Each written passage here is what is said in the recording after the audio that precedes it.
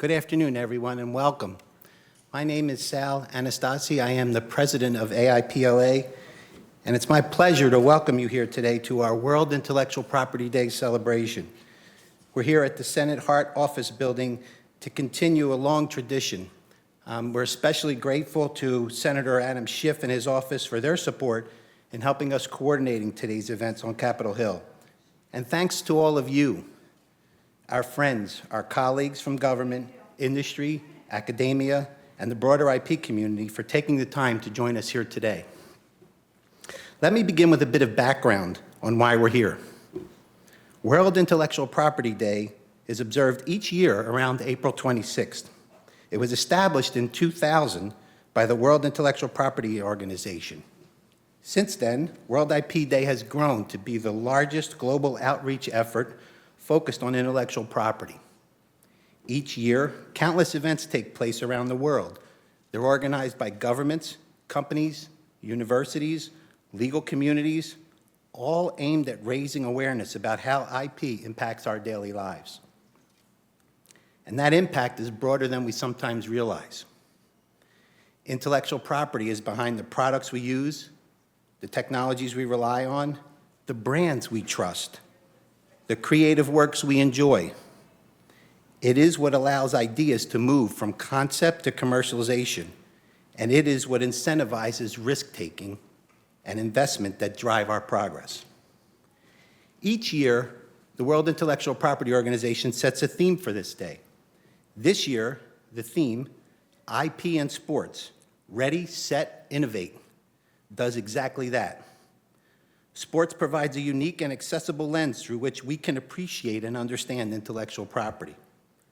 Because when we think of sports, we often think about the game itself, the athletes, the competition, the moments of victory, and the moments of defeat. But behind every one of those moments is an entire ecosystem powered by innovation. Think about the equipment the athletes use: advanced materials, improved safety features, performance-enhancing designs. Those innovations are often protected by patents. Think about the team identities, the logos, the uniforms, the brands that fans rally around. Those are protected by trademark. Think about the broadcasts that bring us the games into our homes, the live coverage, the highlight reels, the storytelling. Those are protected by copyright. And increasingly, think about the data, the analytics, the performance tracking, the digital engagement tools that shape how teams compete and how fans experience the game. All of this is intellectual property at work. What makes this theme especially timely is that sports today extend far beyond the field of play. Sports intersects with fashion, entertainment, media, health, gaming, consumer products. They are a global business, a cultural force, and a driver of innovation across industries. And intellectual property is what connects and sustains the entire ecosystem.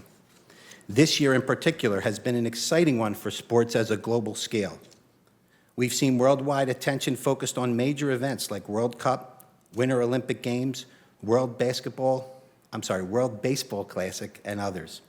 These events bring together millions of viewers. They showcase not only athletic excellence, but also the power of global storytelling and shared experience.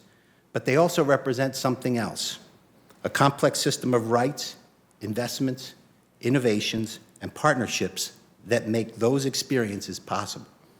Broadcasting rights, sponsorship agreements, licensing deals, these are the mechanisms that allow sports to reach audiences around the world while ensuring that leagues, teams, and creators can continue to invest in the future. That is one of the reasons why gatherings like this are so important. They provide an opportunity to pause and engage in a dialogue between policymakers, practitioners, creators, and industry leaders.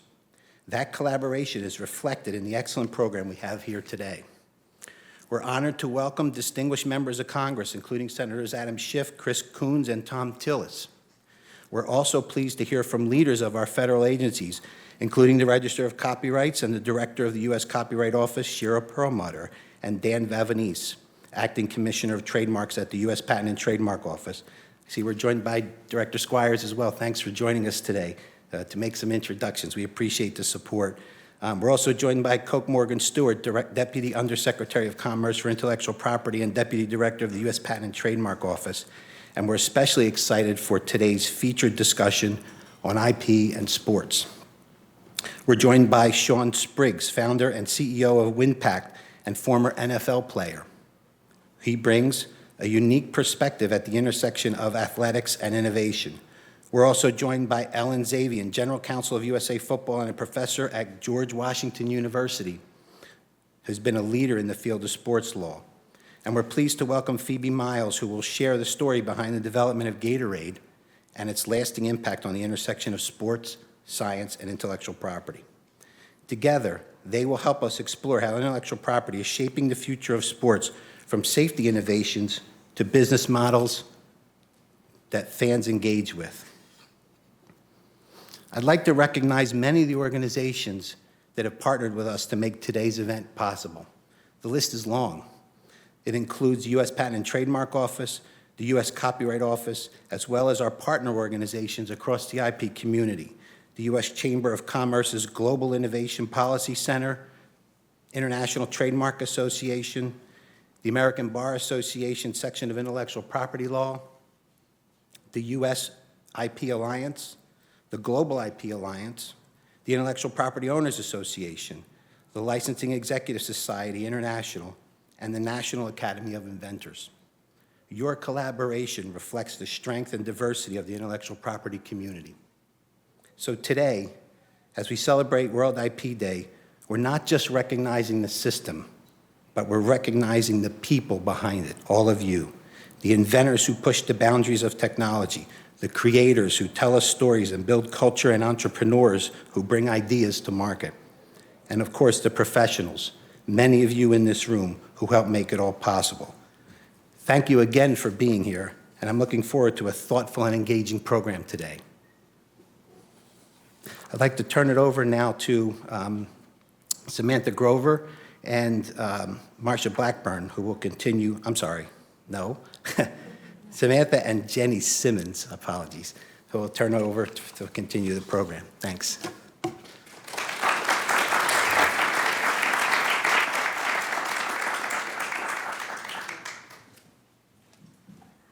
Hi, everybody.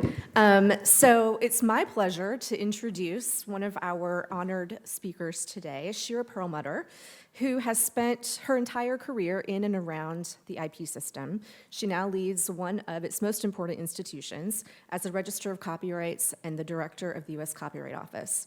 She oversees an agency with over 150 years of history and almost 500 employees. Before becoming Register, she served as a Chief Policy Officer and Director for International Affairs at the USPTO. She previously has held senior IP policy roles at the International Federation of Phonographic Industry and Time Warner. She's worked at WIPO, she's taught IP law, and she was actually the first Associate Register of Policy for Policy and International Affairs at the Copyright Office. At a moment when AI is reshaping copyright law in real time, her depth of experience is an asset to IP owners. Please help me welcome Shira.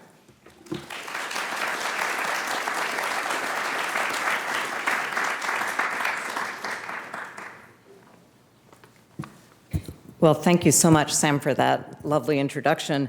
And thank you to the really impressive list of sponsors of this event. What a fantastic afternoon this is going to be. Very happy to convene with all of you to celebrate World Intellectual Property Day, along with people around the world who are doing the same thing. And I particularly like this year's theme because it really involves, by definition, real-life thrills. And in keeping with the theme, I thought I would highlight the connections between creativity and physical competition and the copyright system that supports them. Copyright is involved in many facets of athletic pursuits, from esports to broadcasting, as Sal discussed, to arena music, and even, as the Supreme Court has now taught us, team uniforms. Copyright contributes to our experience of sports events, whether locally or on the world stage.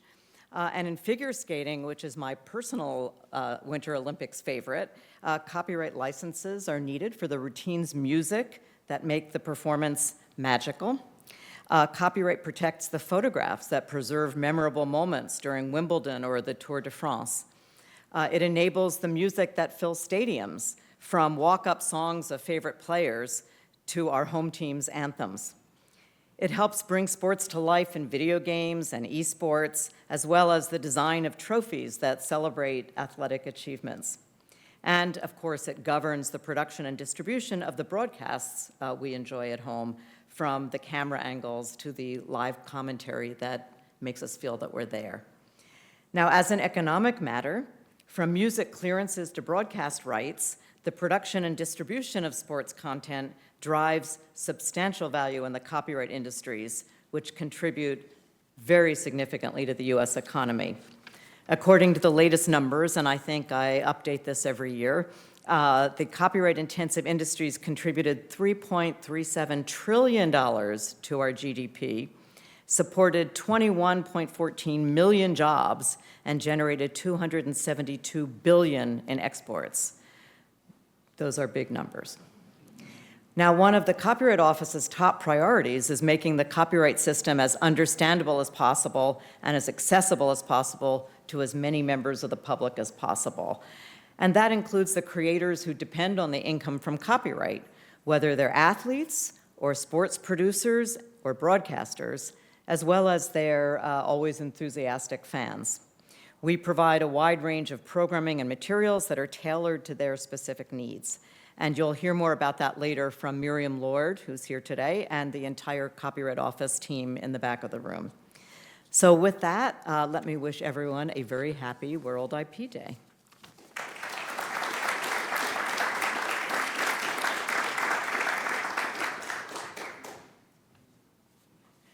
Thank you so much, Shira. Great remarks. Hi, everybody. It is wonderful to see so many friends and familiar faces in here. I am Jenny Simmons from the International Trademark Association. No, I did not get promoted to be a senator, but I appreciate that.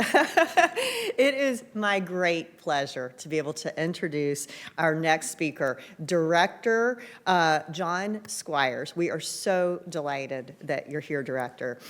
You lead one of the largest IP offices in the world, and you serve as the principal advisor, IP advisor to the president in this administration through the Secretary of Commerce.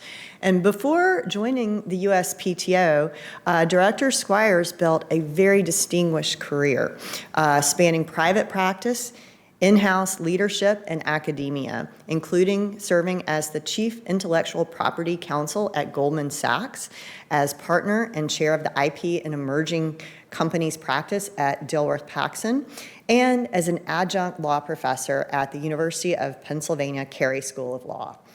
Mr. Squires received his Bachelor of Science in Chemistry from Bucknell University. Heard a few things. You might like Bucknell. And his JD from the University of Pittsburgh School of Law, magna cum laude, no less. Please join me in welcoming Director John Squires.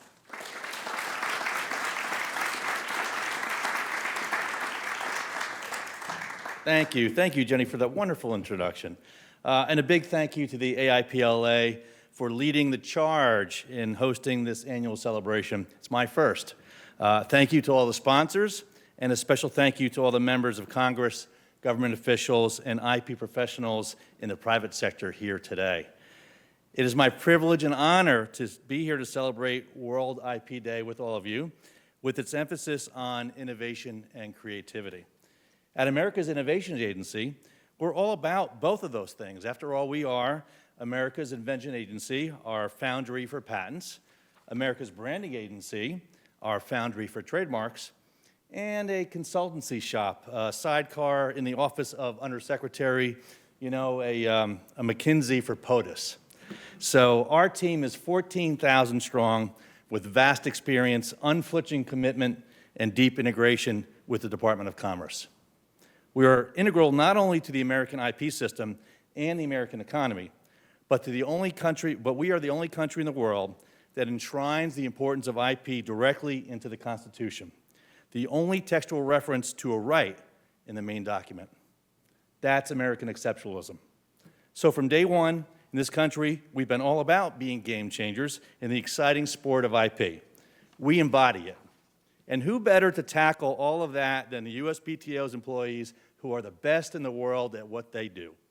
So I'm delighted to celebrate this year's theme, IP Sports, Ready, Set, Innovate, a timely topic that my esteemed colleague will be delving into next, exploring the exciting IP landscape of trademarks and name, image, and likeness that protects the brands and sports figures of college athletes. Indeed, NIL is such a hot topic, the NFL invited us to host an educational hour, which we entitled Authenticity, the name of the game, live from the NFL draft in Pittsburgh. Talk about American.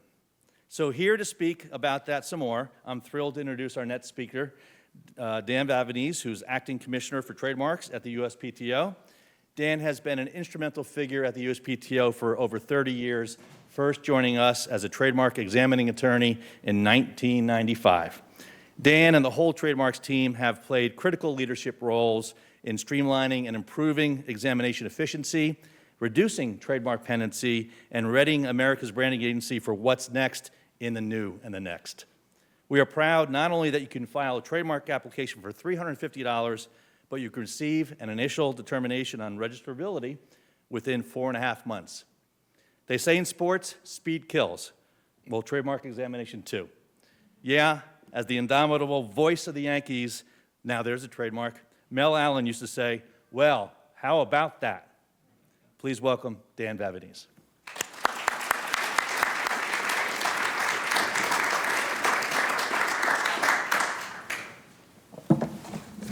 Good afternoon. Thank you, John, for the warm introduction. Thank you to the American Intellectual Property Law Association for bringing us together to celebrate World IP Day. Special thank you to the sponsors, to the IP professionals from the private sector, and to our government officials in attendance today. Members of Congress, many thanks for your work supporting and promoting intellectual property protection. It's a privilege to join you here today, where the big ideas and big debates shape the future of this country. When you think about it, that's exactly what intellectual property is all about, big ideas. How we protect them, how we share them, and turn them into something that moves people, markets, and sometimes entire industries. This year's theme, IP and sports, could not be more fitting. Sports are often physical. They require speed, strength, and skill. But behind every great play is something less visible, but just as powerful: creativity, strategy, identity.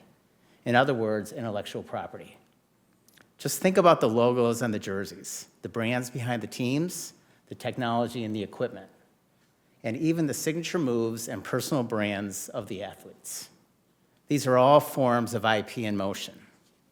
At the U.S. Patent and Trademark Office, we like to say that innovation is everywhere, and we have a front row seat to the action every single day. Through our poster series on IP and sports, we brought this action to the Hill. Few industries reflect American innovation and our nation's competitive spirit more clearly than sports. From advanced equipment and performance technologies to broadcasting innovations, data analytics, branding, and creative content, the world of sports depends on the intellectual property developed and protected in the United States. But what's especially exciting right now is how the conversation is evolving. As Director Squires mentioned, last week in celebration of World IP Day, the USPTO brought its name, image, and likeness, or NIL, education campaign right to the NFL draft. While in Pittsburgh, our team educated athletes, families, and fans about protecting their personal brands. And we hosted a live panel with NIL experts, as well as current and former athletes, to discuss the role of trademark protection and branding in the era of AI deepfakes. The playing field for student athletes has fundamentally changed through the rise of NIL. For the first time, many of them are not just competitors. They are entrepreneurs, brand owners, content creators.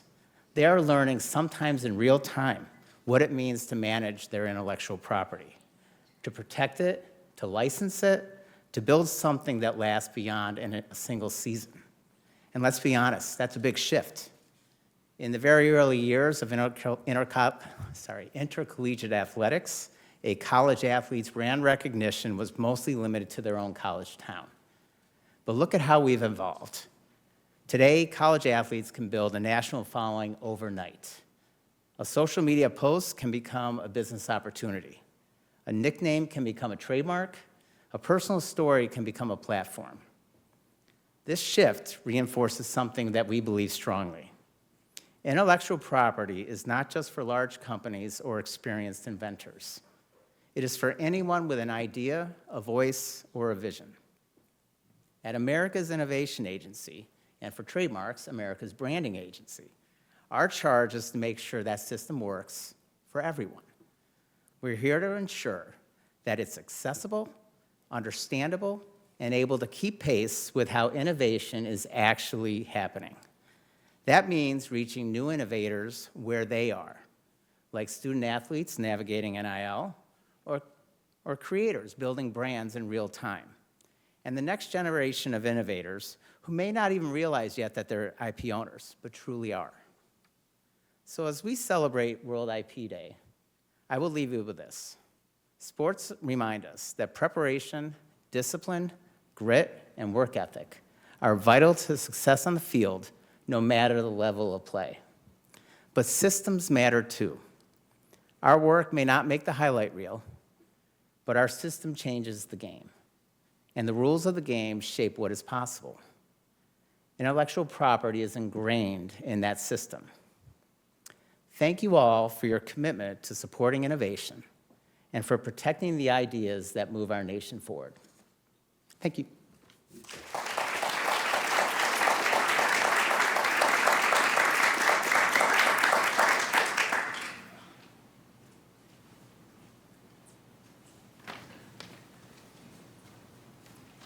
Apologies to those on this side, I'm short. I will try to make sure that you're not forgotten. Well, welcome to our 2026 World IP Day celebration. Are we on? I just realized, do I need to press a button? We're good? All right. I'm so glad that you could join us. I am Jackie McDole. I'm Executive Director for Copyright and Creativity with the U.S. Chamber of Commerce's Global Innovation Policy Center. And I am thrilled to be here with some truly amazing people to talk about two of my, honestly, top 5 favorite things, because I am that big of a nerd: sports and intellectual property. As Sal mentioned, from trademarked brand names to patented innovations, and even the copyrighted broadcast of events, IP is woven into the very fabric of the sports ecosystem. And today, I have the pleasure of chatting with 3 people who are at the forefront of sports and IP, and who are leading the way for innovation, rights, and education. A couple quick logistical items. First, we have a very star-studded lineup, if you couldn't tell already.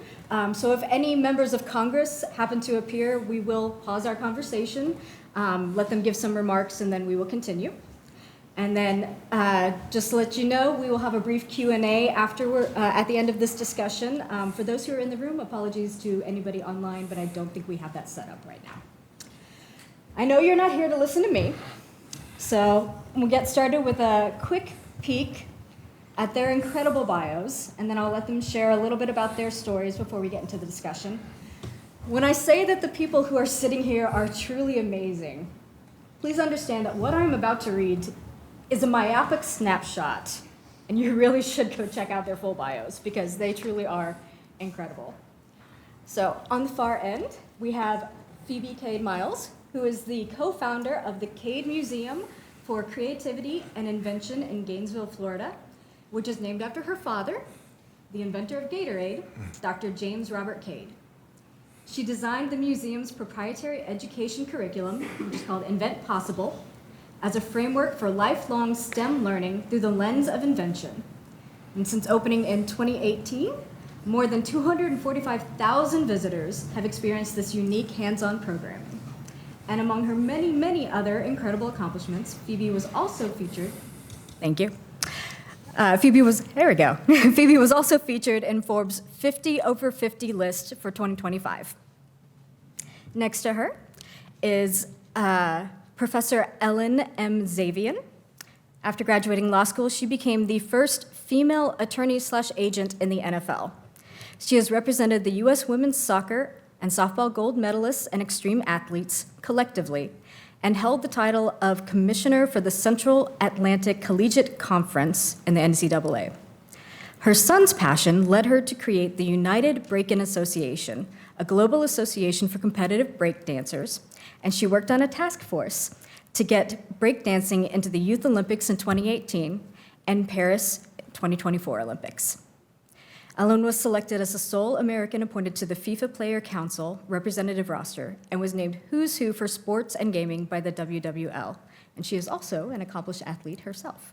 And again, this is just a tiny, tiny bit of their bios. And then on my immediate right, some of you will probably recognize him, those who are fans of the NFL, Sean Springs.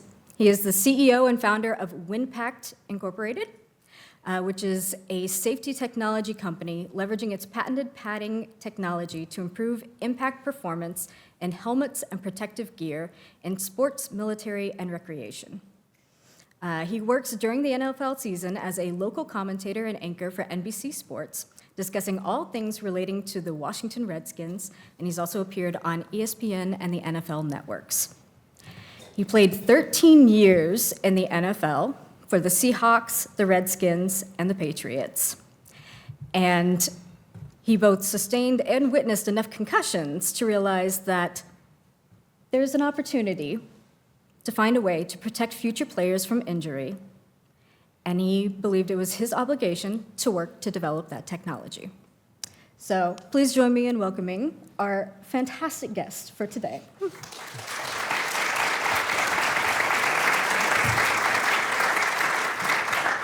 And I'll go ahead and kick it over to Phoebe first, and if you want to just give us a little bit of a taste of what's to come. Are you referring to the actual story of what happened with the invention of Gatorade, which is why I'm wearing Gatorade orange from the cap? My father was a professor of medicine who was recruited to the University of Florida in 1960. It was a brand new medical school. It was the first public medical school in the state, and the first class had just graduated. So there was no medical infrastructure to speak of in Florida at that time. He was a kidney specialist, brought the first dialysis machines to the state of Florida, did the first kidney transplants, and he was friends with the assistant football coach of the Gators, who had to work as a full-time security guard at the hospital back in the day. Can you even imagine when he had to have another full-time job? They would have coffee every morning, and once this coach said, Dr. Cade, 15 of my players ended up in the infirmary last night from heat exhaustion. And they had a conversation that ended up with, why don't my players pee during a game?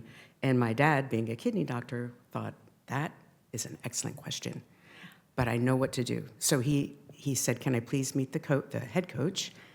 They arranged a meeting. The head coach said, you can't touch my varsity, but the freshmen, that's okay. So, provided they volunteered. This could never happen today in an age of NIL. I mean, they volunteered the freshmen, and over 2 weeks, they took blood samples, sweat samples with a big garbage bag over their arms. They took temperature samples, went back and tested it in an osmometer, which is now at the Smithsonian Museum. You can go see the original one. And my dad said it was very simple. In like 10 seconds, he knew exactly what formula to do to make it isotonic, so it would move through the intestines in the right way and not cause further dehydration. I say simple, but he had been through medical school, grad school. He was a renal physiologist. It took decades of research. So the very first use was a freshman scrimmage between the freshmen and the varsity B. They were drinking Gatorade. Varsity was not, and for the first time ever, the freshmen won on the fourth quarter. So the coach said, I want it for the LSU game next Saturday. It's October 2nd. They won in an upset on the fourth quarter because they were hydrated and the other team was not. There was water deprivation at that time. That was what was practiced. Interestingly enough, Steve Spurrier, who won the Heisman Trophy, was on that team. So I like to joke with Steve, were you the best quarterback or were you hydrated? Or was it both? And we decided it was both. So that's kind of the story in a nutshell. I'm probably the only person here when we talk about Gatorade, I think about science. I think about the laboratory. We have it at the museum where you can see the original laboratory. And I think about the impact on the broader sports science, which it kicked off in a national way. There was no such thing as a dedicated sports science at that time. So that's, one shout out to my mom. She saved Gatorade from disaster because the first batch tasted so bad. The freshman team refused to drink it.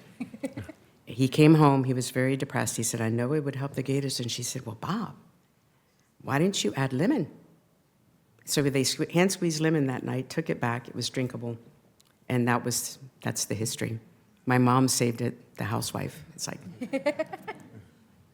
I love that. Thank you so much. Before we get to Ellen, I believe we have a special guest joining us. While he makes his way over here, I will briefly introduce Senator Chris Coons, who really doesn't need much of an introduction in this room. Senator Coons has made IP a defining focus of his Senate career, and that's grounded in his personal professional experience as in-house counsel at W.L. Gore & Associates, the makers of Gore-Tex and other advanced materials. Senator Coons has seen firsthand the importance of intellectual property to a company and its need to be able to rely on that IP. He served on the Senate Judiciary Committee's Subcommittee on Intellectual Property for years, including as chair and ranking member, and has been at the center of most every IP policy debate of the past decade. He authored the Defend Trade Secrets Act. He co-sponsored the Prevail Act to reform the Patent Trial and Appeal Board. He co-sponsored the Patent Eligibility Reform Act to amend Section 101. He sponsored the Restore Patent Rights Act to restore the presumption of injunctive relief for patent owners whose rights are infringed. And he recently, most recently, I think, co-sponsored the No Fakes Act to protect individuals from AI-generated voice and likeness replicas. The list goes on, but suffice to say, Senator Coons has been a consistent, knowledgeable, and effective advocate for IP owners, and our organizations are proud to count him as an IP ally. Please join me in welcoming Senator Chris Coons.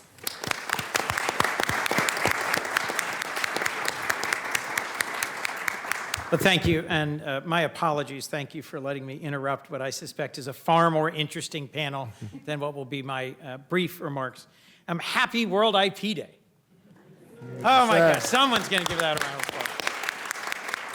I mean, seriously, this is a national holiday, right? Yeah. Or it should be. Should there ever be a Coons presidency, this will be a national holiday. If our framers knew that they put it in the Constitution, yet we failed to create a national IP holiday, they would be appalled. What better time than the sesquicentennial for us to seriously propose that World IP Day be an American holiday? I just came from a small business committee hearing with 4 small business owners. In every case, invention and patents is tied to entrepreneurship. Success in business is tied to IP protection. So look, admittedly, it's not a holiday here yet, but if you give me time, we'll find a way to do that. Look, with the World Cup coming to the United States, with the 250th, I thought it was a great time for us to focus on the intersection between this foundational property right embedded in our Constitution and sports, whether it's patents on sporting equipment or it's trademarks that help distinctively identify teams, events, uniforms, or the copyrights that power broadcasts and make it possible for athletes or artists or creators to actually receive the benefit of their work. There is a bipartisan consensus to strengthen protections in this Congress. I am waving at my friend and co-sponsor of the No Fakes Act, Senator Blackburn, who I wish were not leaving us here in Congress, but we are determined to get the No Fakes bill passed before she departs. I am proud, as you heard referenced in my introduction, to lead a whole series of bipartisan bills that include the Shop Safe Act, say that 4 times fast, PARA and Prevail, with Senator Tillis, No Fakes with Senator Blackburn, and many others. Look, the goal here is to protect consumers, to make it easier for inventors to patent cutting-edge technologies and then finance the growth of their companies. So I have been fighting for stronger patent rights for inventors and innovators. Parents should be confident that the gear and equipment they buy for their kids, for their sports at all levels, are actually safe, are actually meeting the standards for testing and consumer protection of our country rather than other countries. And businesses need to be confident that when they invest, their investments will be rewarded because they'll be able to protect against infringement or knockoffs of all kinds. We have been blessed to have a whole series of detailees from the Patent and Trademark Office. Our newest, Nigel Ray, just joined us yesterday. That deserves a round of applause.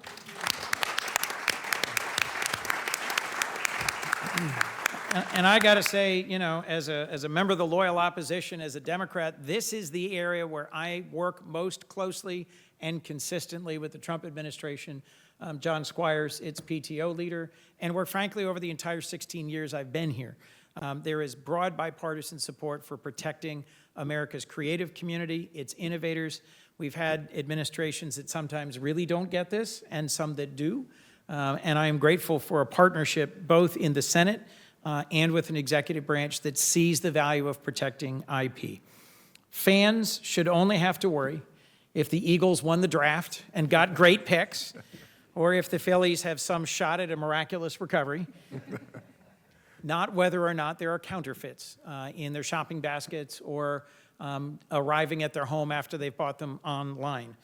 Counterfeiting steals value, puts at risk consumers, and degrades the profitability of investments made by owners, by players, and by companies. So let me stop interrupting this incredible panel and say thank you to the leaders who are present, to the leaders at USPTO and the Copyright Office, to the IP organizations that are fighting to make the United States now again a world leader in IP. We have slipped steadily over the last decade, and we should work together to restore that global leadership. You've got a panel that's going to continue to enlighten and entertain you with stories of how IP has transformed their lives, their businesses, and their careers. But before that, you might hear from another senator from the great state of Tennessee. Is that likely? That's likely. So, ladies and gentlemen, I will yield to the great lady from the state of Tennessee. Thank you for a chance to be with you. Happy World IP Day.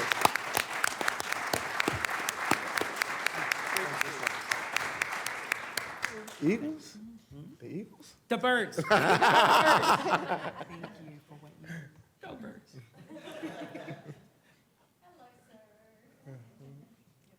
Well, at the risk of being promoted yet again to the Senate, I hail from Alabama, not Tennessee, but it is my very distinct honor to introduce Senator Marsha Blackburn. She joins me as the chair of the Senate Judiciary Subcommittee on Privacy, Technology, and Law, and member of the Subcommittee on Intellectual Property. Representing Tennessee since 2019, Senator Blackburn has been a leading voice on issues at the intersection of technology, IP, and consumer protection. She's been active in advancing copyright policy, including introducing Visual Artists Copyright Reform Act, and to modernize protections for visual artists, and the American Music Fairness Act, to ensure fair compensation for artists and rights holders from radio airplay. Her work reflects a strong commitment to protecting creators while promoting responsible innovation in the digital economy.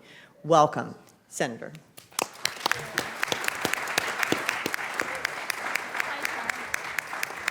Wonderful. What a delight to join you all, and so thrilled to see Register Perlmutter here. We had a wonderful conversation this morning, and I appreciate the good work that she does.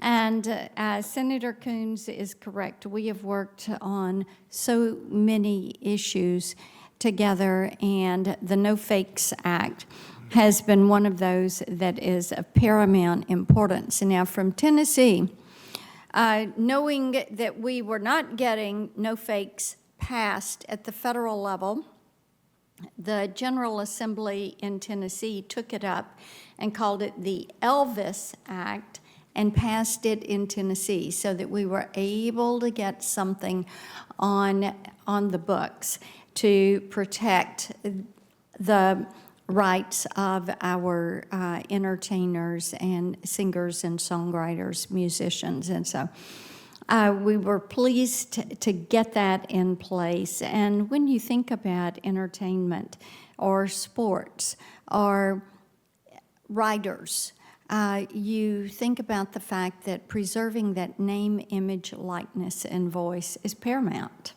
That is your stock and trade. And we are focused. I've been working with Senator Grassley, who chairs Judiciary, and I've told him that Senator Coons and I want to mark this up. We have the votes, and we've been promised a markup, and we are hopeful we're going to get this very soon. So,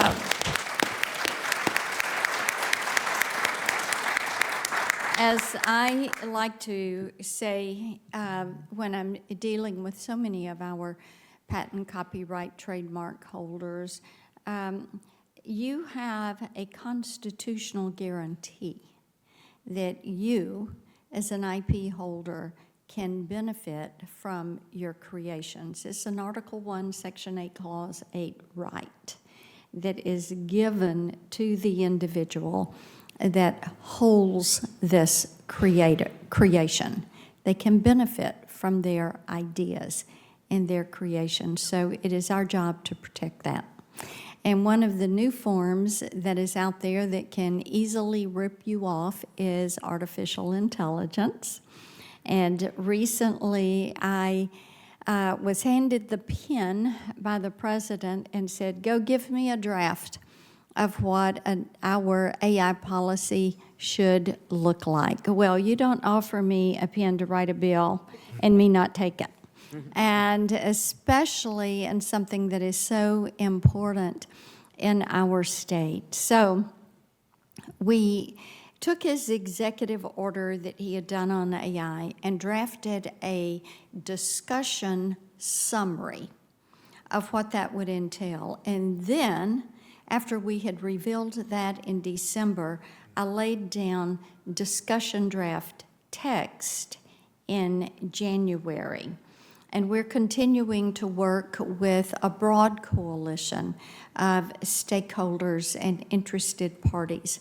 Here's what we've got on paper, because we want to win the AI war. We want a healthy, robust innovation environment, and we want to protect our innovators. So the AI Act has 4 protections that are explicit in this bill. Number 1, you have to protect children. I think everyone has been horrified with some of the stories they've heard about what children are exposed to in the virtual space, and every principal and teacher and pediatrician and child psychologist will say you've got to put some protections in place, and they're very concerned about chatbots. So we have protections. The Kids Online Safety Act, the Guardian Act, those are in the AI Act. Number 2, you have to protect creators and innovators so that your copyright, trademark, patent holders can be assured that that work is going to be theirs. And if it gets ripped off, if their name, image, likeness, voice gets ripped off, there is a form of recourse for them. Also, compensation. If an LLM is going to be trained on their work, they need to be compensated for this. There needs to be that awareness. The third thing is to protect communities from job loss and high electric power rates.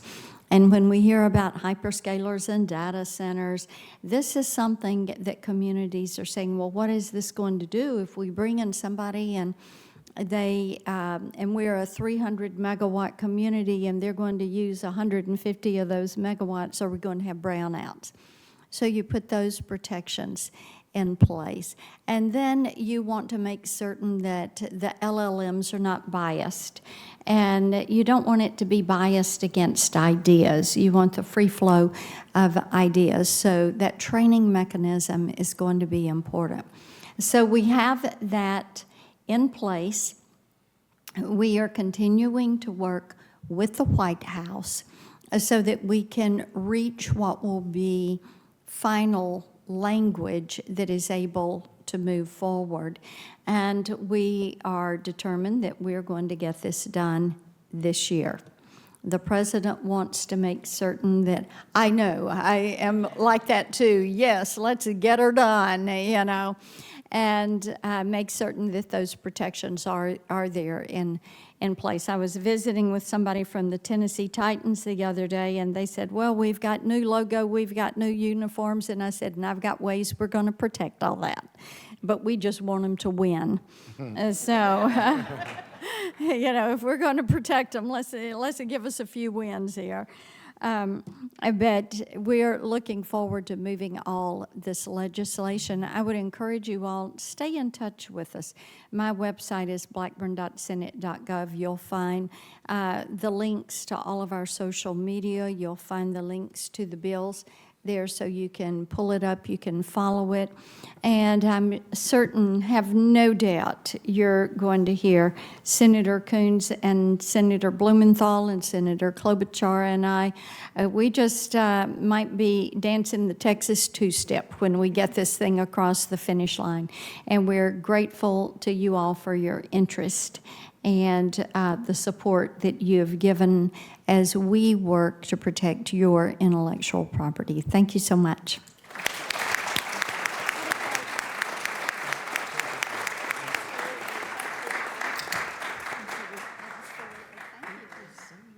You're welcome.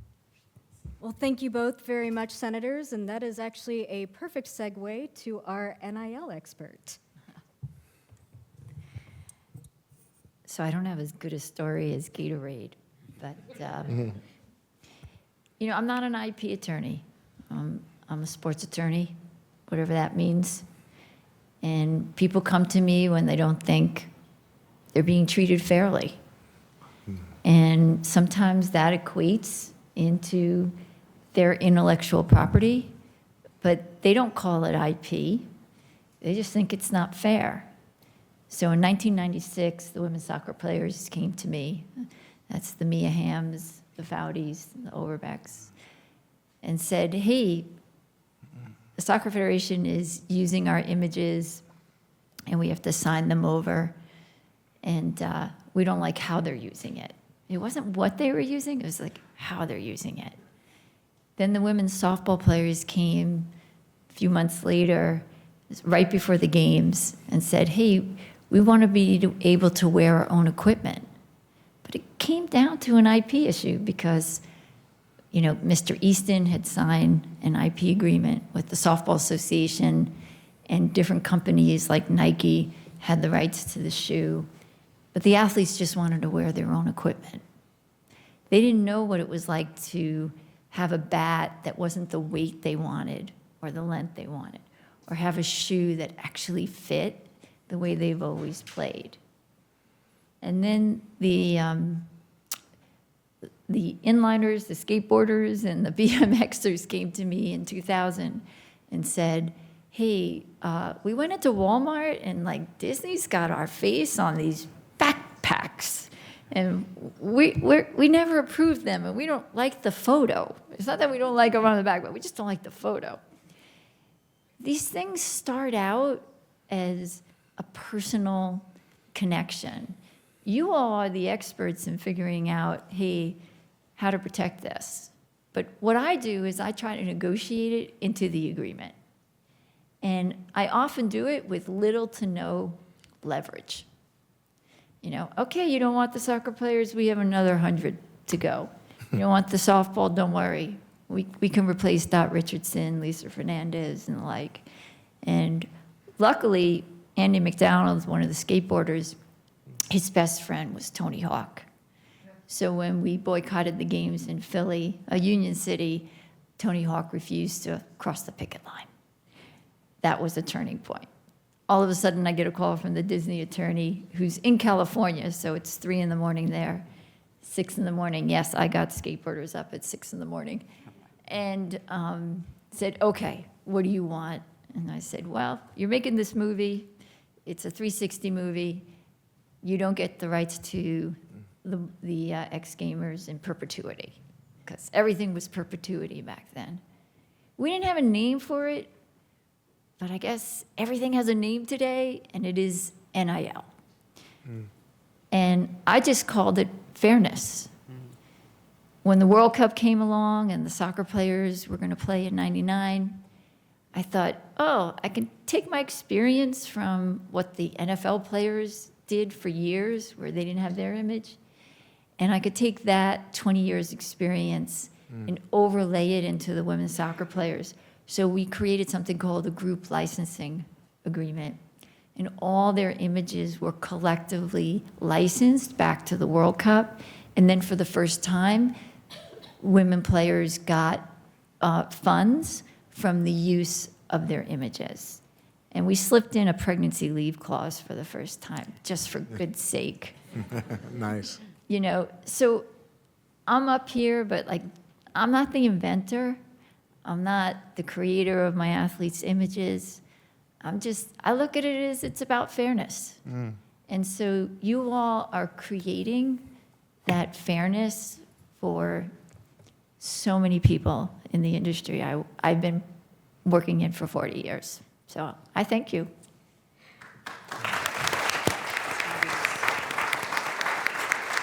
And one of the things that I absolutely love is that things that seem to have no relation whatsoever are all connected. So everything from Gatorade to negotiating agreements to safety equipment, everything is connected in some way, shape, or form, which is why we're all here today, and I love that. And so, Sean. Like an athlete being considered an inventor, it is connected. But the one connection, I think, after listening to both Phoebe and Ellen, is they both, and any inventor who's going after IP and trademarks and licensing, although we're entrepreneurs and we're trying to start our business, usually that business, that why, is to provide a service, to do something, to make a difference. The mission is to make the world better. You think about Gatorade. Now, if they would have came to me about my guys cramping, I would have been like, Coach, you're working them too hard, right?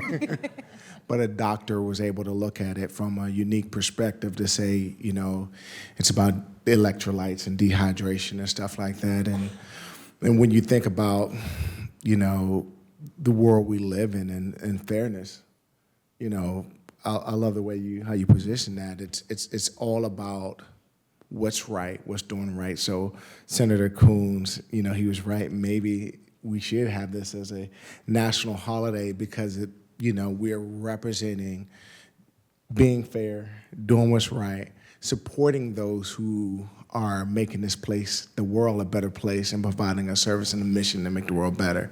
My story is so funny when I come in here to USPTO Day. I'm excited to see the intersection of sports and innovation. And I will say, if you guys haven't had a chance to see the Smithsonian American History, there's a huge exhibition around sports and innovation technology. I think it's amazing. Gatorade is one of the 4 featured inventors, myself as a featured inventor, the lady who created the sports bra, and the guy who created the blade running for Special Olympics. There's 200 other exhibits in there, but it's really amazing exhibition, and it was created because we wanted to inspire the next generation of inventors and those who saw the world different and wanted to make it a better place. How do we inspire them? And that was around sports. Everybody's an athlete at some point, whether you ride a bike, play football, soccer, basketball. We all are athletes, and kids love the idea that you can be involved in sports, but you don't necessarily have to be the athlete. You can make the game safe, or you can, make the athlete better. So my journey started, really, I grew up about 20 minutes from here over in Silver Spring. My original hometown is a small place called Williamsburg, Virginia, where, when you think about 250 years of this country, I always love going back to my hometown because Jamestown, I went to Jamestown Christian Academy, and I still go look at the boats and everything like that. But grew up in the Washington, D.C. area. My dad played for the Cowboys, so I grew up around the locker room, being in the locker room, being around sports. But my dad was one of those guys who was always on me about sports is one thing, but your education and academics is more important. And he would tell me all the time, if you don't have the grades, you're not playing. And luckily, I was a pretty good student, and I was able to always play. But, he made sure that was my priority was academics. Went to a small school in Ohio called The Ohio State. I don't know if you guys heard of that. that little university up there, about 60,000 students. But went to school in the Midwest. Was fortunate enough to play 4 years there. Became an All-American, pretty good player. I was drafted pretty high to a team in Seattle, Pacific Northwest. I was drafted by the Seahawks. And it wasn't the fact that I went third overall and drafted really high. What changed my life is a week after I got drafted. When I was drafted to Seattle in 1997, a guy named Paul Allen was purchasing the team. I think many of you may know, think about amazing companies. Mr. Allen founded Microsoft with Bill Gates. And he was purchasing the Seahawks, and the Seahawks flew me out a week later, and they were like, hey, you and Mr. Allen you gotta go support him. And he had put up $300 million of his own dollars. Man, $300 million was a lot at the time. Now stadium's like $3 billion, right? And we went around in King County to the small communities, and he would say, hey, I'm gonna keep the team here in Seattle, and we're gonna redevelop downtown and bring an amazing team, and we got this young, exciting football player we're gonna build around Sean Springs at Ohio State. And I would get up and say, hey, I'm excited to be here. I'm 22 years old. We've been sorry, but hopefully me being here, we're gonna be better. And we still were sorry for a while, but but what changed that day, riding in the car with Mr. Allen, I said, Mr. Allen, did you know you were gonna be a billionaire? And he said, Sean, when me and William built this business in Bellevue up here in a 150-foot office, it wasn't about becoming a billionaire. It was about doing something that changed the World Wide Web. Today, the term would be disruptive. And that stuck with me because I was just blown away that he was just focused on innovation, IP, data. He was talking about that. So as a young man growing up on the East Coast, going to school in the Midwest, and seeing the way Seattle was changing the Silicon Forest, we like to call it, up in the Pacific Northwest, I just started seeing my environment and surroundings a little different. Although I was a football player, per se, and a professional athlete, I knew that there was only a stepping stone in my life. And when Mr. Allen said that to me, I started to look at the world different. I was living in this apartment building in Kirkland, Washington. Never forget it. I had 3 friends. One worked for Microsoft, that was creating a millionaire every 12 days. One buddy who was going to work for a company selling books online. I did think that was the dumbest idea at the time. I was like, man, people read books at Borders. Just go to Borders, right? He worked for Amazon. He's probably doing pretty good today. And the third person was working for a company, another crazy idea, selling $3 coffee and water called Starbucks. He was opening them up. That was his job, to go find the locations. And I just started to look at the world different. And I was like, wow, football is a stepping stone. Played 13 years in the NFL. But for me, it was about, this is going to lead to a greater path. And I want to be in tech and all those other things. And I get a chance to start my companies around impact protection. Now I have several companies, but Wimpact was my first one. But that led me to being in the USPTO Hall of Fame. That's a funny story. I'll tell you about that story one day.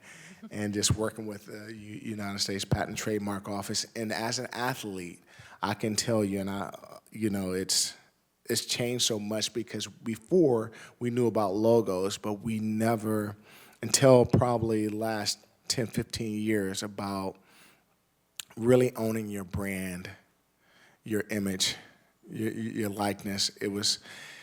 We took it for granted. And now I'm having conversations with my son about NIL, and owning his trademark and his name and everything. And we even looked it up, and I found out my ex-wife owned my name, but but I would tell him, see, you got to be careful. But now today, I'm excited to be a part of, I would say, the USPTO family. I've done several events, and I just excited to be on stage with this amazing panel. Well, we're very glad to have you here and to have you part of the IP family for sure. Yeah. So education and looking to the future are incredibly important. It's at the heart of the Cade Museum. It's also the foundational element of the term student athlete, including those from the Ohio State. So I want to start with, what's one piece of advice that you would give to a young athlete or an entrepreneur who is looking to get out there, to grow their brand, to turn their idea into something that's protected and marketable? For me, I would say and I do say to young athletes, innovation is not defined by your gender, color of your skin. Innovation can come from anywhere. And oftentimes I would tell athletes, don't be afraid to jump out there, because oftentimes the reason why people don't innovate because they're afraid to fail. They're afraid that somebody's going to tell them they're stupid or it's wrong. And you got to dare to be great. And you have to be comfortable with being uncomfortable and being able to throw your ideas out there. The good ones need to be protected first. But you got to be able to say, you know what? I believe this can work. I believe this is a way, or things should be different. And that's what I would tell them. Just like, make sure you have that freedom to allow yourself to fail, but be excited about winning the next opportunity. Thank you. Ellen, not to take a little free career advice from you, but what would you tell them? Just build yourself a good team. I think we all think we're so isolated, but it really takes a village. And you'll meet good people, you'll meet not so good people. But that's all part of the process. It's part of your journey. Own it. And yeah, I think parents sometimes have good advice too. Yes. My mom did. They're smart like that. So at the Cade Museum, we actually trademarked a word. We had to invent it because we thought it was so important, and it's called inventivity. Inventivity is using creativity to think and act like an inventor. And it's really, you don't have to be an inventor to have inventivity. Think of my mom's situation, she used inventivity. But the character traits, after interviewing many, many inventors, the first is curiosity, to ask questions. The second is courage, to your point, Sean, about courage to try to solve a problem that you don't really know the solution to. And the third is resilience, because it's not, I tell kids, you will fail. It's not if you're going to fail. You are going to fail when you try something new. How are you going to respond to that failure? That's the resilience is so important. And then the fourth is actually humility. It's a confident humility that you're a part of the team. And this speaks to Ellen's point that you have to have the humility to know that a solution may come from a teammate and you don't have to have all of the answers. So we encourage kids to step into the mindset, because if they have that mindset, they'll be able to navigate a very uncertain future no matter where it goes, where it leads. The mindset is more important than the skill set. Fantastic, thank you.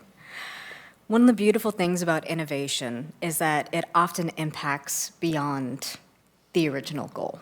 So whether that is Wind Impacts IP, which is now being used outside of football for military gear, baseball, and so much more, or if you are innovating, leading at the forefront of collective licensing agreements, or if you are using a drink to then educate and create a museum. There's so many different ways it can span out and impact in many, many other respects. So to each of you, I ask, what does this mean for IP or continued innovation in general?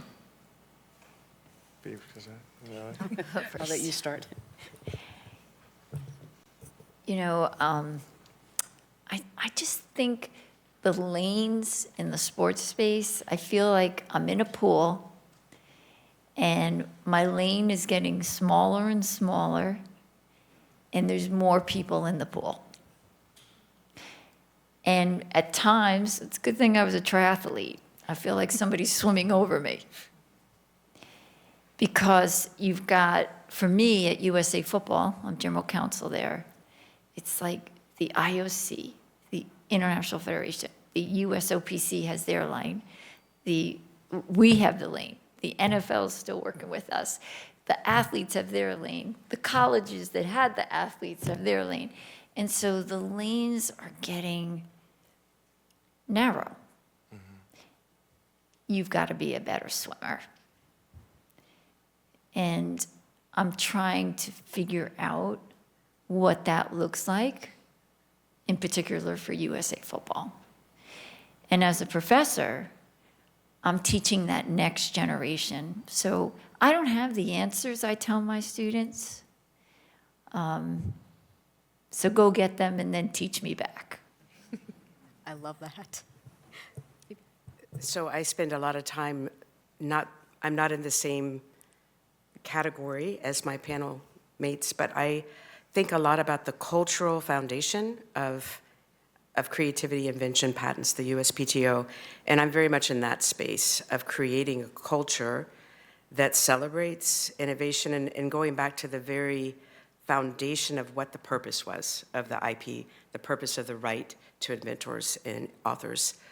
And the reason was to unlock creativity among everybody.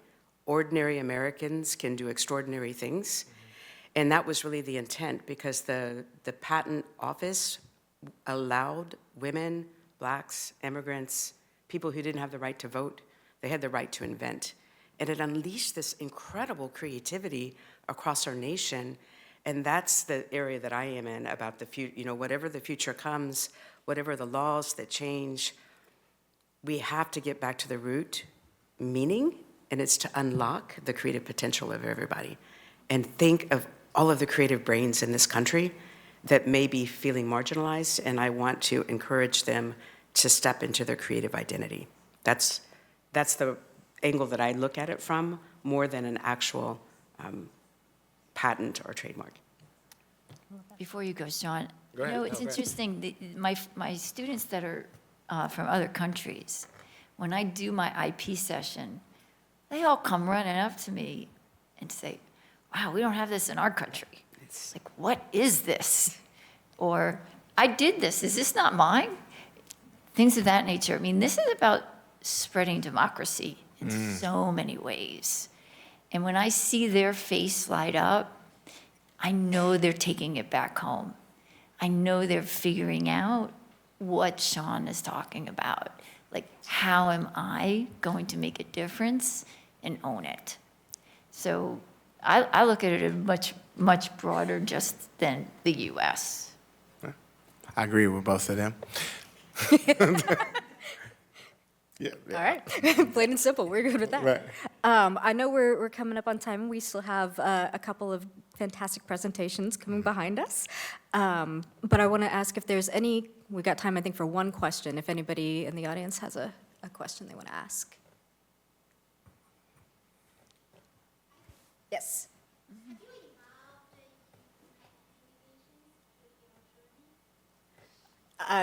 Is that directed towards anybody involved in patent litigations in your journey? Yes, but that's a really long story. Stay for drinks. The part I like the most about the Gatorade story is it actually did end up in litigation, because in the 60s, we still had a patent system that came out of World War II, where if the government invested, they owned the patent.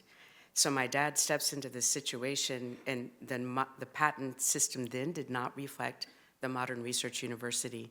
So it was litigated and it was settled, but it became a model of how patent law could work now, and the Bayh-Dole legislation changed that in 1980, where universities and professors, the researchers, the first and true inventor, could share royalties. So I'm very proud of that part. It was a difficult time when that was in litigation, but it really did set a wonderful model that I think that's the biggest legacy of the Gatorade story. I would add that, patent isn't directly as a national governing body, but we are thinking outside the box and creating subsidiaries like LLCs, like NFL Players Association has Players Inc., the NFL has NFL Films.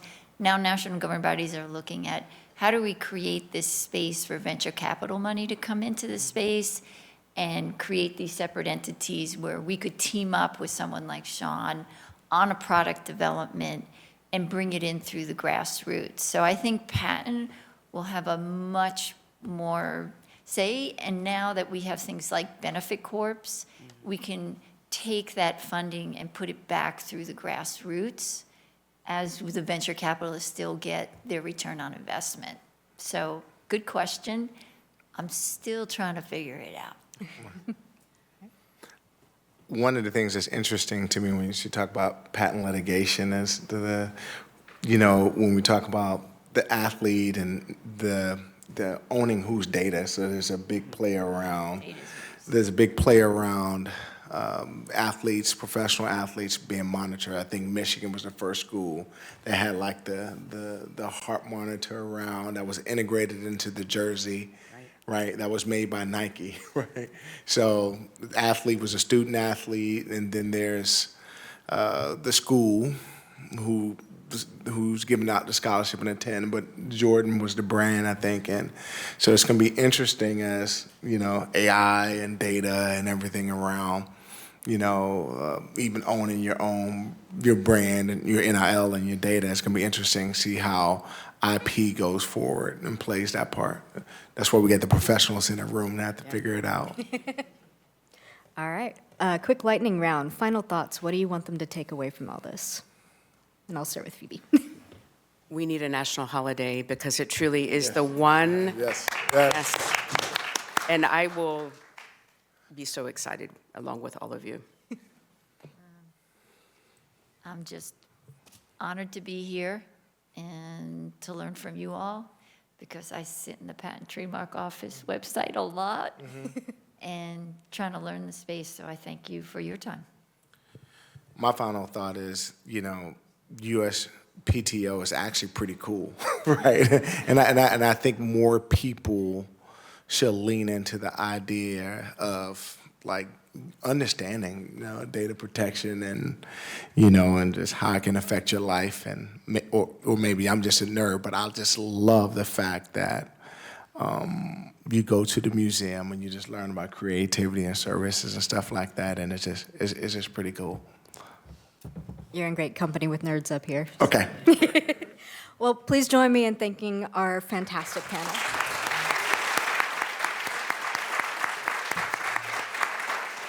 And I'd like to welcome Miriam and Skip up.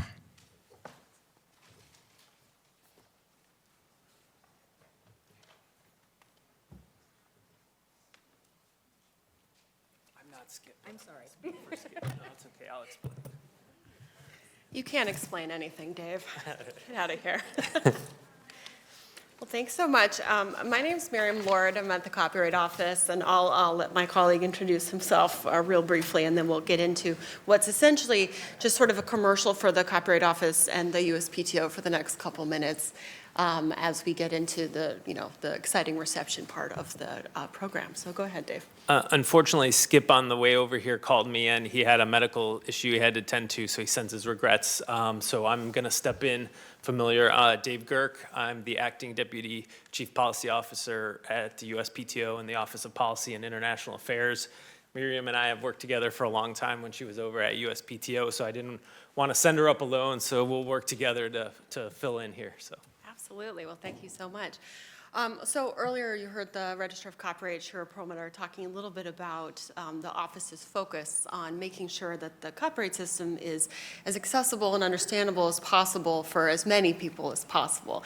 And then we just heard just kind of a through line from the remarks from the members of Congress all the way through to these really amazing guests that we had today from the private sector, kind of about how we do that. How do we not only think about the system as it operates now for who's in it, the in-crowd in the room today, but all of the people who should be running down the doors trying to get in as well. So that's part of our job.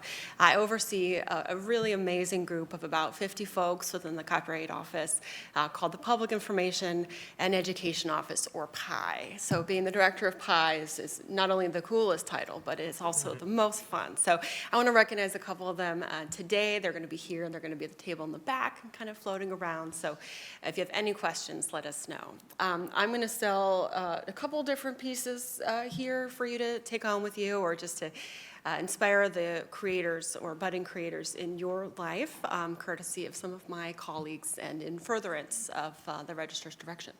One of them, just on theme for the day, is the fact that we have a really great exhibit just right down the street within the Copyright Office called Find Yourself in Copyright. And one of the features right now is home plate stickers sitting in front of key pieces that are sports related that link you back, just like this poster over here about home runs and copyrights links you back to a really fantastic blog that one of my colleagues wrote, Nicole Lamberson, who's here today. And it's about the most famous song in sports, in my opinion, which is Take Me Out to the Ball Game. I invite you to dive into that and learn a little bit about the story of the song. It was actually registered for copyright in 1908. So for those of you who are copyright nerds, we're not even talking about the 76 Act, which turns 50 this year. We're not talking about the 1909 Act. We're talking about even older than that. There's a long history, but the chorus that you sing and the seventh inning stretch is actually part of a much longer and really interesting piece about a woman who didn't want to be taken to a Broadway show. She wanted to be taken to a ball game. Like, just please take me out. It's 1908. Women being out in public in ball games and rowdy arenas was sort of a new thing. And so it's a fun tune. And as the society changed and as this became more popular, the songwriters actually rewrote the song a little bit to be, to reflect how things were going in society. And in the late 20s, a new version was registered again. And you can go in and see in the blog a lot of really great pieces of digitized cards explaining what it looks like when you register something for copyright, and kind of dig into the story a little bit about what it means to be an author of a piece that not only was performed in vaudeville arenas and then eventually in ballparks much later, but also in movies featuring famous actors, Frank Sinatra, et cetera, and just sort of the long life of a piece of creative work, far beyond what was probably originally envisioned at the time. So come and check that out. The second piece I want to draw your attention to is last year we talked a little bit about kids of the future, small businesses, they're out there. Last year I talked about the IP toolkit for small businesses. This is something that we have at the Copyright Office as a partner piece to the USPTO's trademark handbook. This is on our website. It helps people understand in a highly visual way the process of registration, the purpose of registration, and what you do with your registration, and reminding people that you actually, before you register, you already have the rights. And then finally, we have this really fantastic newer piece called Copyright for Kids. It's an activity sheets book that is available online. There's a lot of really great ways for kids to understand how copyright is a part of their everyday life, but also a lot of opportunities to be creators themselves. A number of parts in here link both teachers as well as librarians or parents, people who are on the front lines of the future generations of all of our nation's creators and innovators, to help them understand the curriculum and really the backbone of what goes into this experiential learning. So I invite you to reach out to me. I'll be around, I'll be here all evening, or my colleagues, to learn a little bit more, but I just want to join my colleagues at PTO for thanking all of you, for AIPLA and the other sponsors having us and for being so inspiring, and for, in the future, coming to visit us across the street on the Hill. Thanks.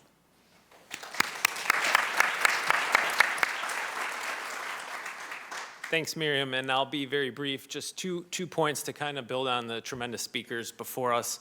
And the first one being, I think Director Squire does a wonderful job of giving the vision of PTO as America's innovation agency with issuing patents, America's branding agency with registering trademarks and all the branding issues related with that.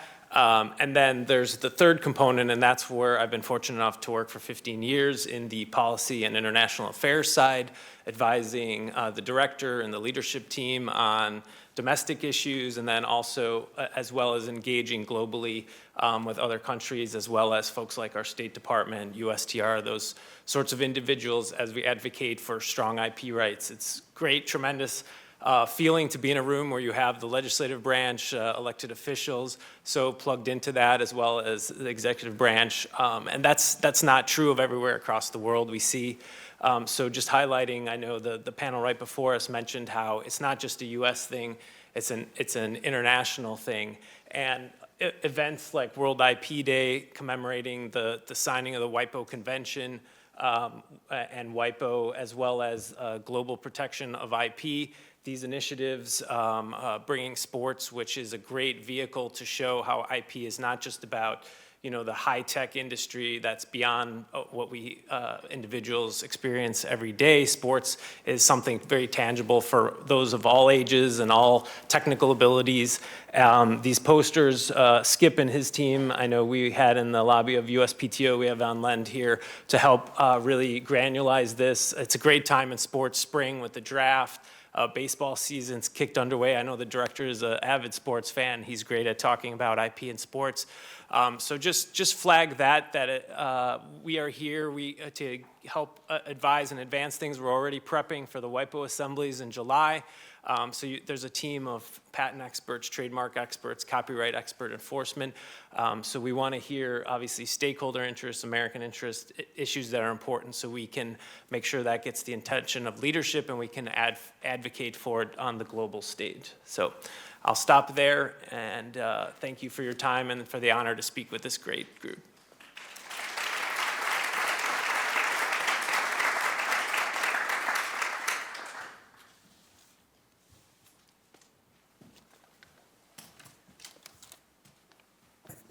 Well, thank you all. We're still hoping for a couple of other senators who are going to hopefully pop in here before the evening's over. But in the meantime, let me introduce myself. I'm Mike Waring. I'm currently affiliated with Autumn, the Tech Transfer Association. Those are the people on college campuses and at nonprofit institutions whose job it is to get these great inventions from the lab to the marketplace. And it's had over a $2 trillion impact on our country over the last 30 years. But I'm also here today as a member of the board of the US IP Alliance, which is a group that was created several years ago to try and be a convener of organizations that focus on IP issues. So a lot of the groups that are sponsors here, a sort of a network of IP networks, including creators, protectors, and enablers. USIPA has affiliates in over a dozen states and continues to grow local spin-off groups. And the Alliance is a big supporter of World IP Day, and they try to get governors to pass declarations in their state having IP Day in their states as well. Let me thank a bunch of people for what we've seen this afternoon. First of all, the other members of Congress who were here earlier, also our friends here from the USPTO and the US Copyright Office, and this wonderful sports panel we just had a few minutes ago here. I'm also supposed to thank the partners who engaged. They're over on the sign there, but let me remind you all that AIPLA, both the Global IP Alliance and the US IPA sponsors, as well as the National Academy of Inventors, INTA, the US Chamber of Commerce, the American Bar Association, LESI, IPO, and also the PTO and Copyright Office. I think there were three things that resonated with me when I heard these speakers, and I think about IP Day. Let me wrap up by saying this. First, we live in a world shaped by ideas. Ideas that become inventions, artworks, medicines, technologies, brands, and creative expressions. These ideas don't just appear fully formed. They come from people, researchers, entrepreneurs, artists, engineers, and problem solvers who invest their time, talent, and resources into creating something new. Second, intellectual property matters. IP is the system that ensures creators can benefit from their work. It gives inventors the confidence to take risks, businesses the incentive to innovate, and artists the ability to share their creativity with the world while still making a living. Without IP protections, many of the breakthroughs we rely on, from life-saving vaccines to the smartphones in our pockets, simply wouldn't exist. IP is a bargain.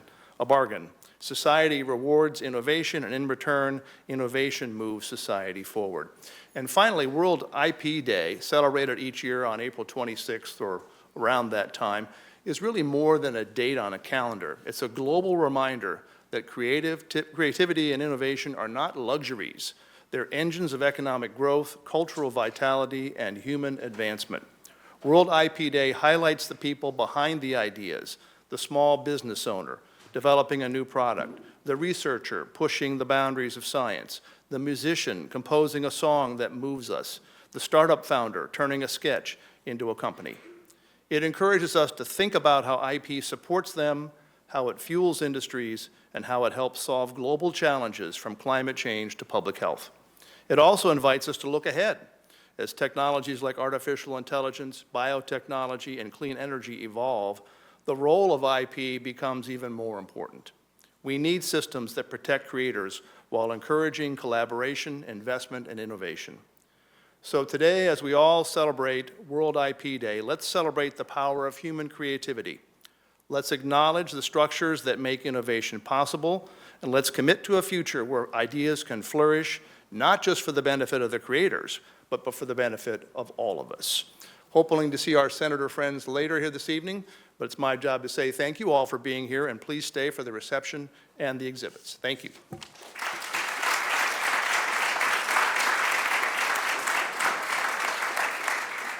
First guest is Senator Tom Tillis, who serves as chairman, as you all know, of the Senate Judiciary Committee's Subcommittee on Intellectual Property, representing North Carolina since 2015.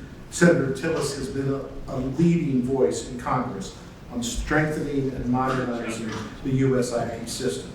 He's championed any number of bipartisan efforts to improve the IP system, not the least of which is to provide clarity and certainty through the introduction of the patent eligibility restoration.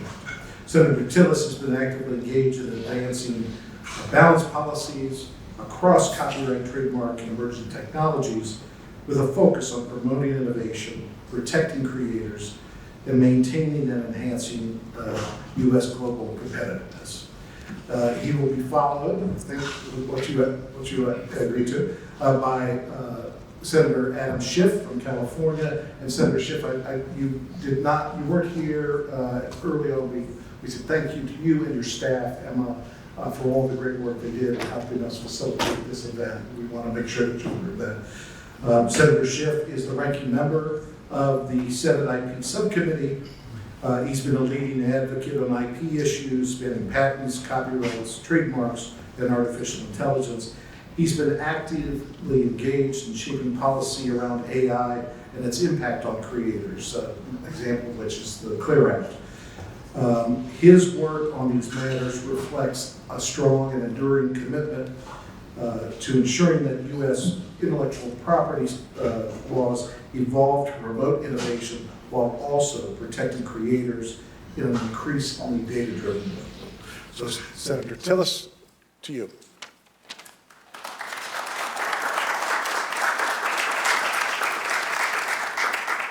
Well, thanks, everybody, and please keep eating. Enjoy your evening after the work of the day. I appreciate the opportunity to come before you.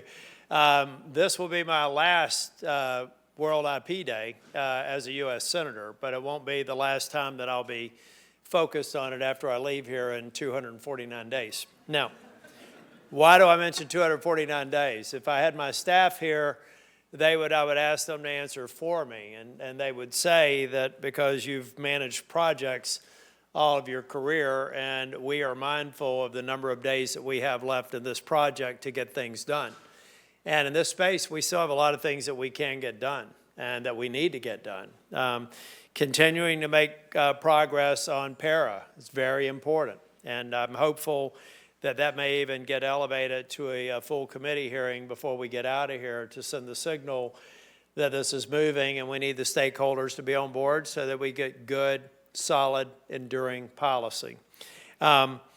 And then, of course, the Prevail Act, my colleague and former ranker or chair on the committee, Chris Coons, is something that he's focused on PTAB reform.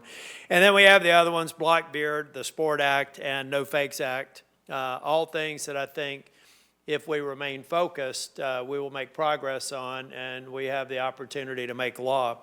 The thing I love, when Mitch McConnell asked me to get on the Judiciary Committee shortly after my election in 2014, I said, you know, Mitch, I'm not an attorney. I served for 2 years on a Judiciary Committee in the legislature, but I'm not sure I'm a business guy. I'm not sure I'm the right guy to get on the committee. And he said, that's why I want you on the committee. And then I served for a couple of years and really hated the big committee. Because it's so political, it's so partisan, and it's because of the nature of the stuff that we talk about there. But the thing I like about the IP subcommittee, and what I hope continues as a tradition there, is we just talk business. You know, we work together and collaborate. Maisie Hirono and I, and members across the aisle, just working on business and not working hard to make IP political. It's hard to.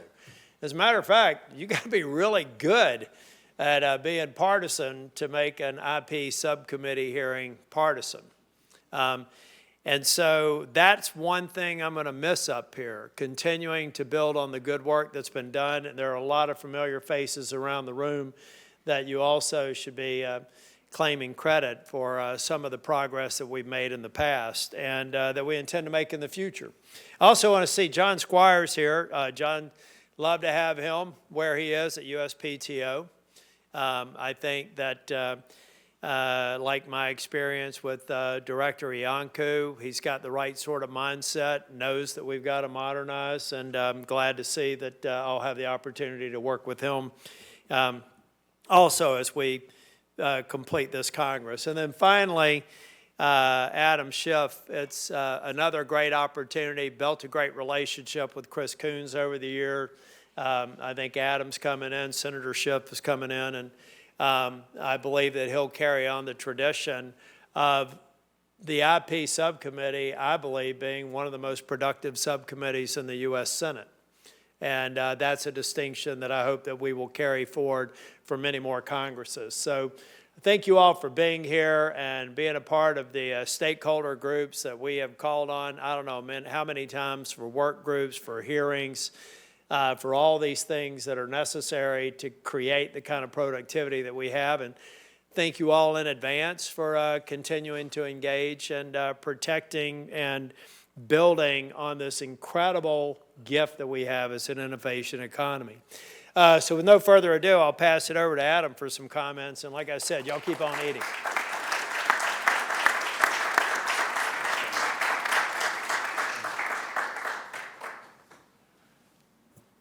Chairman Tillis, thank you for your comments, but also thank you for your leadership of the subcommittee. I think you're absolutely right. I think the Intellectual Property Subcommittee has been one of the most productive in Congress, and it's because of your leadership. I very much hope to continue that tradition with whatever partner may follow in the future, but I'm grateful for the tone you set on the committee and just how productive the committee has been. For 24 years I served in the House. I represented the Burbank, Glendale, Hollywood area, so I was intimately involved in intellectual property issues, particularly those affecting content creators. And so much so that I remember the SOPA Wars. Anyone here remember the SOPA Wars? Not to bring back a painful memory, but it has always been very bipartisan to work to to protect the incredible work of some of the most brilliant and creative people in the world, many of whom I'm really proud to represent in California. Now that I'm in the Senate, I represent both the entertainment industry as well as the capital of technology. And those two industries, those two sectors, the entertainment industry and the tech sector, are always in perfect harmony with one another. But there couldn't be a more important aspect of the law, I think, for California than IP. And it's great to have the expertise of everyone in this room to continue working on these issues. AI is opening up a whole new set of challenges that we're going to have to grapple with. On the one hand, great efficiencies may be obtained, and I think the application of AI, the use of AI in the Patent Office to review prior art could be enormously productive and efficient. In the Copyright Office, a little more complicated question. Complicated enough that I asked AI about that question. So here's what I asked a couple of the AI platforms. Is using copyrighted material without permission of the copyright holder to train AI models a fair use of such material or a copyright violation? So I asked Grok, and Grok's answer was, sure, if they can't take a joke. Okay, that was actually not Grok's answer, but it might have been, so I didn't bother asking Grok. I did ask Claude. Claude said this is one of the most contested legal questions in AI right now. Here's where things stand. It gave me a kind of a lengthy description. And then it said, bottom line, this is generally unsettled law. The outcome will likely depend on which cases reach appellate courts first and potentially on whether Congress acts. It's one of the defining IP questions of this decade, and the answer may ultimately differ by jurisdiction, use case, and type of model. I was actually kind of impressed that the AI platform itself didn't take an AI-favored position. But this is going to open up all kinds of possibilities and challenges. We are going to really draw on the expertise of the people in this room to try to answer these difficult questions. And finally, I just want to, because of the topic of this being sports and IP, I want to assert my copyright interest in footage that was the result of a lost bet that I made with Steve Israel of New York when the Mets played the Dodgers. The loser had to go to the House floor and give a 1-minute speech about how great the winning team is. The Mets won, I lost. I thought it would be funny to go to the House floor, instead of talking about how great the Mets are, to sing the most deliberately awful version of Meet the Mets I could possibly sing. And I accomplished that goal beyond my wildest expectation. It was kind of a Meet the Mets, great the Mets. And I went on for like a minute of that. And it went crazy viral. It was played over and over on ESPN, and most especially on local New York sports TV, where one local broadcaster played the whole 1-minute speech and then just stared at the camera and said, "That's just wrong." So I claim ownership of that material. That's probably not possible, but nevertheless, I would like to bury it.